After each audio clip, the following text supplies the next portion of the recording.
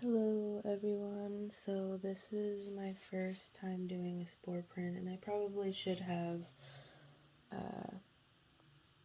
done, I don't know, a better job on like how I put this in like under the bowl, the type of bowl, and then the surface I'm using is foil, which I sanitized after I cut it.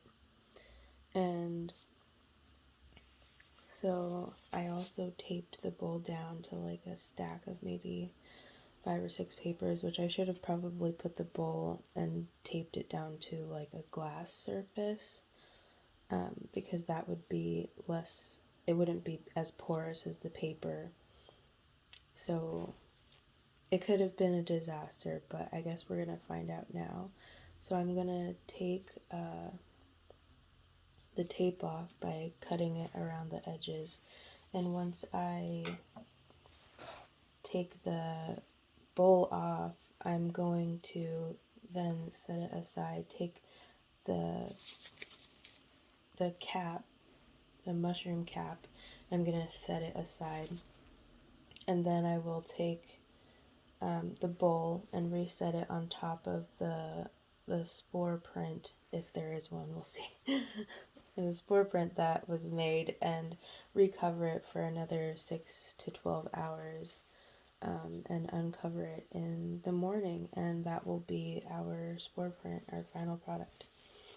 Everything has been sanitized in the area of the desk. This is so that hair and dust or any other bacteria, possible mold spores, get onto the surface of the spore print. Of course, this is not a controlled environment specifically made for doing spore prints. This is just like my own experiment, and we'll see how it goes.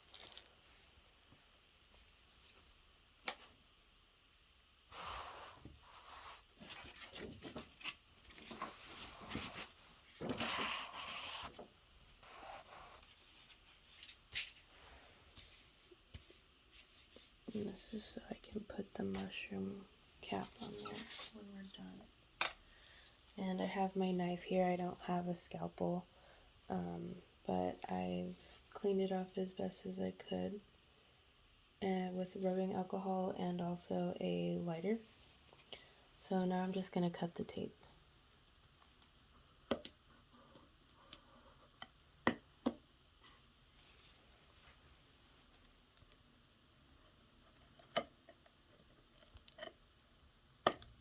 And I'm trying to hold the plate down so it doesn't move, or hold the bowl down so it doesn't move and create too much like air pockets.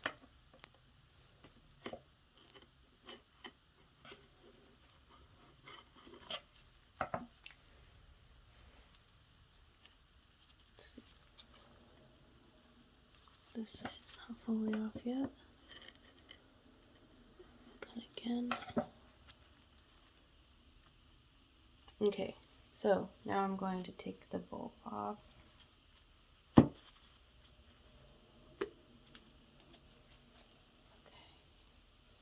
And there she is. And lift her off. Beautiful. Okay, and it looks kind of clear. You can see that. Wonderful. Okay, now I'm going to go ahead and I'm going to put the plate back on.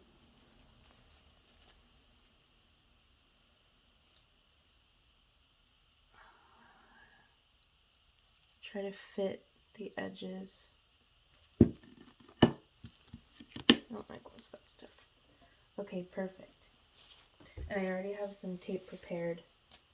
So I'm just going to bring this to the edge so that way I can get a full seal around and under the paper.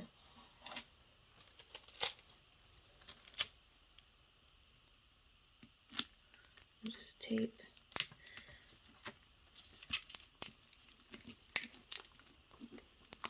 all the way down.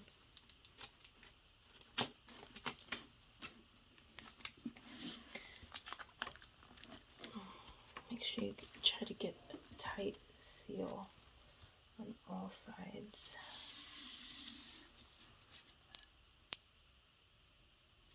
Yeah. So this side now.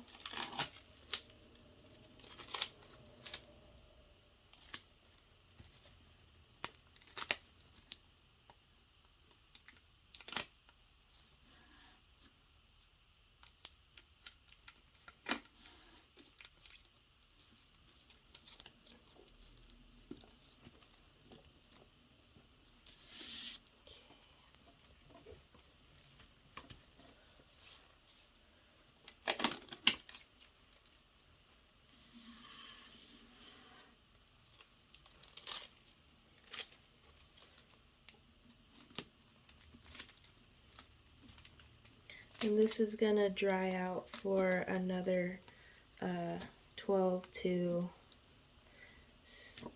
16 hours maybe. Again,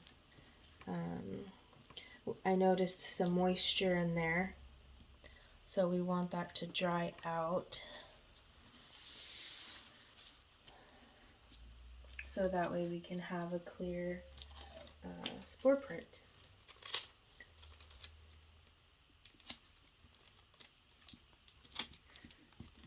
And the moisture is in there because I did keep it in a in my closet in a dark space, and I also added a couple drops of water to the cap because this this mushroom was picked yesterday, last night, and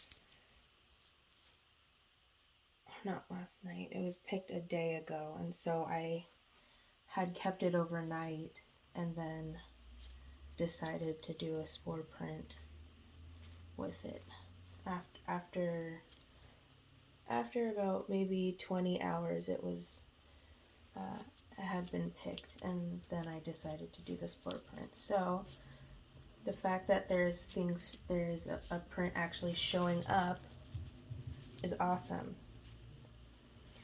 And so now I'm gonna wait and we'll see how it comes out again after a few hours go by, which will probably be tomorrow. So it'll have that time to dry. And after that, I will be folding an envelope made out of foil, aluminum foil, and I will then fold the spore in half, the spore print in half, or if I'm able to, I will put it in the foil. I think it's probably best to fold it in half so that it doesn't like reprint onto the inside of the foil envelope. And that I also will be sanitizing and tightly securing on all ends, and then I will be putting it inside of a freezer bag that will fit it. Well, the envelope will probably be about this big, like about an inch bigger than this. And then from there, if you want to, you can refrigerate it, and then after that, it can keep for, I want to say, maybe 4 to 6 months. A lot of people say that they'll keep theirs for about a year, but I feel like that's a little bit too high risk for me to expect it to hold up that long. And I'm not really sure what I want to do with it. Maybe I can give it to someone who knows how to cultivate with spores, or I can try to learn it myself, just like I learned how to do this. So all I needed was some foil, alcohol, clean sanitation, like cotton pads, or a towel or a napkin, or even sanitation wipes that have alcohol in them. wipe it down. I use 70% ISO alcohol. And I just put it in a spray bottle, this little spray bottle here. And so I was able to spray my surfaces very well and make sure everything was thorough. I also sanitized. I washed the bowl. This is ceramic. It's not the best to use for this. Preferably a glass bowl that is see-through and you can kind of see how everything's going, how the cap is looking, how the moisture is inside of there. And then you can also just know if you need to put it in a more humid environment or a darker environment. You typically don't want to have any airflow that can creep into these sides right here where they are not taped. You can, in order to avoid all of that, you can just seal off the whole entire thing and put it in a box, even to reduce airflow if you don't have anywhere else in your house that doesn't have a quiet space or just like minimal activity. Yeah, and then just after everything's sanitized, you're gonna cut the stem off as close to the cap as you can, as close to the gills as you can without messing them up. I kind of did. I goofed up. I wasn't prepared for the tough exterior texture of the stem, and then after cutting past the tough exterior, it was like melted butter on the inside. Just went right through, and I kind of caught the gills at a little bit of an angle, and so we'll see how that comes out. I'm hoping that it won't affect the print in any way. It's a pretty big mushroom. Amanita muscaria, I believe, and it's a goosewi, also known as the yellow fly agaric. I'm not sure if I'm saying any of those words right, but that's what I know it to be. It used to have a lot of spots on it, and those have all kind of gotten, it was rained on, and I waited for it because I wanted it to like flourish out a little bit more. As you can see here, I just transferred it back to a paper now. It's a little bit more flat. When I first came across this mushroom, it was more domed, like a cone, like that. And then this is it, I believe, fully matured. I know that if you do leave them for longer out in like, it would have just been colder conditions. So I'm not sure if it would have started bowing up, like turning in on itself. But yeah, it's beautiful. It's huge. She's about 6.5 inches in diameter. I believe this side is a little bit longer, wider, but measuring this way was about 6.5 inches right here. And I didn't measure across, but it fit perfectly on the foil piece I cut, which was, I think I cut it at 6.7, so we were almost not able to use that foil that I'd cut for it. But yeah, so now I'm gonna take my bowl right here and I'm going to put it back in my closet and wait about 6 to 12 hours. Probably have it overnight, so about maybe 6 to 8 hours. And we'll check up on it in the morning. Or in the afternoon, maybe. We'll see. Anyways, I just wanted to like show my process and let you guys know that, hey, this can work for you. And go ahead and just try it. You'll find what works best for you in your environment, and with different types of mushrooms, you'll get used to it. And I'm sure I will too, but I just wanted to let you guys know that it's actually pretty easy. Tape, ISO, some cotton swabs or a towel to clean off your surfaces and your foil. Your cleanliness really matters in how the print is going to come out. Um, and then, yeah, you need a bowl or a plate that will actually cover the mushroom cap enough to secure it to whatever you're taping it to. I was thinking initially to leave it on here, but this is actually a wood painted surface, so I didn't want any kind of contamination there. So I did everything on foil or on paper. It's working out.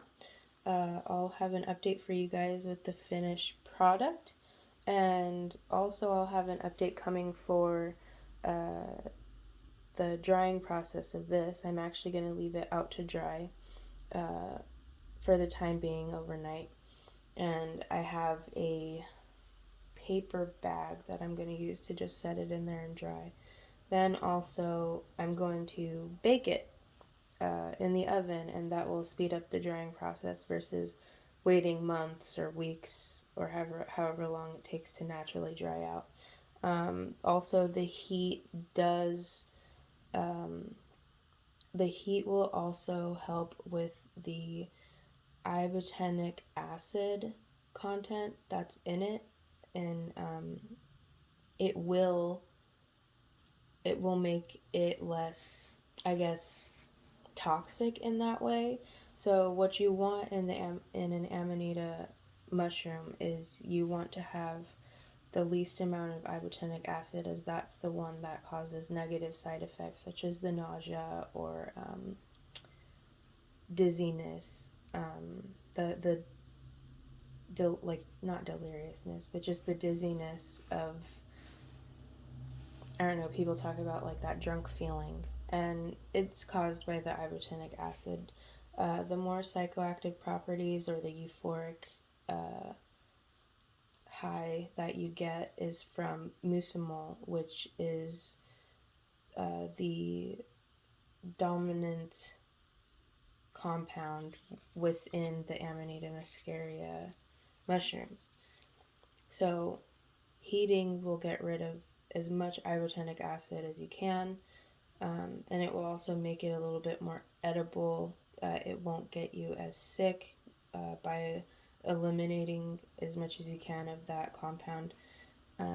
So I'll see how that goes, and I will probably try some, and then I will probably give some to my friend who's a pretty average uh, forager here in Washington, and